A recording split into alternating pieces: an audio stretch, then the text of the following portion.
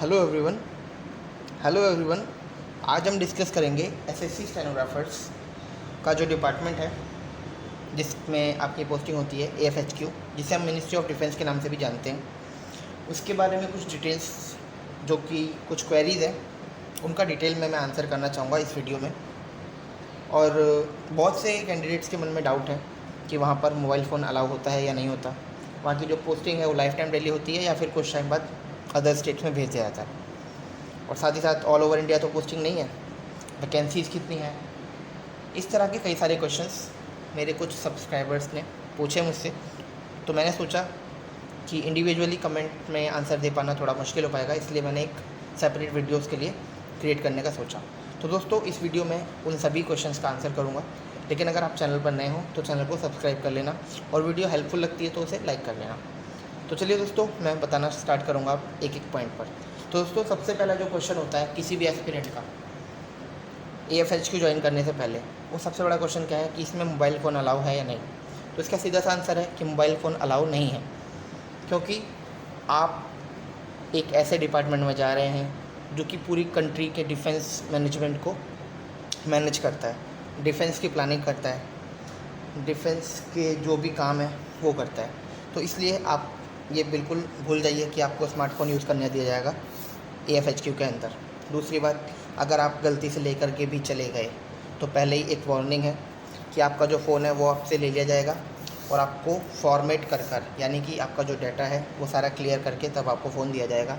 और एक वार्निंग भी दी जाएगी, अगर आप अगली बार फिर लेकर गए तो फिर वही आपके साथ दोबारा वही होगा। ठीक है, तो एक चीज़ क्लियर हो गई कि मोबाइल फ़ोन अलाउ नहीं है। दूसरी बात, अब आते हैं पोस्टिंग पर। तो दोस्तों, आपकी जो पोस्टिंग होगी वो लाइफ टाइम दिल्ली में ही होगी।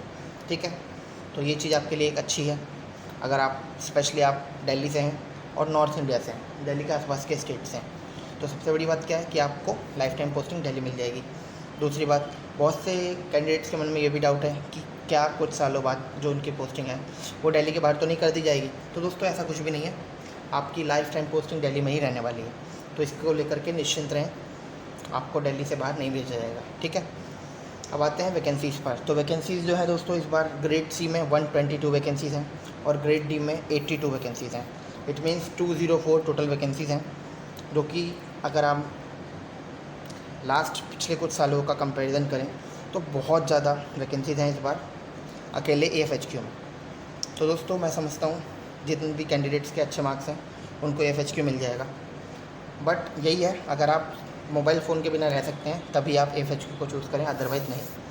तो दोस्तों, इन सब चीज़ों के साथ साथ एक एडिशनल बेनिफिट भी है आपका एएफएचक्यू में, वो है कि आपको एक कैंटीन कार्ड दिया जाता है। उस कैंटीन कार्ड के थ्रू आप पर मंथ 5500 से लेकर अराउंड 6000 तक की ग्रॉसरी की शॉपिंग कर सकते हैं आर्मी कैंटीन से, जो कि अलग अलग जगह सिचुएटेड है ऑल ओवर इंडिया। आप जहाँ मन करे वहाँ से उस कैंटीन कार्ड के थ्रू शॉपिंग कर सकते हैं और अपना कुछ पैसा बचा सकते हैं। तो वो भी आपका एक एडिशनल बेनिफिट हो गया। वहीं दोस्तों, जब आप डिफेंस जैसे डिपार्टमेंट में काम करते हैं तो आपके अंदर एक डिसिप्लिन आ जाता है, आपका सोचने का नज़रिया बदल जाता है, समाज में लोगों के बीच में आपकी वैल्यू बढ़ जाती है, क्योंकि आपके ऊपर एक टैग लग जाता है कि आप मिनिस्ट्री ऑफ डिफेंस के एम्प्लॉई हैं। ठीक है, आप किसी भी जगह सोशल गैदरिंग में जाएंगे तो एक अलग ही,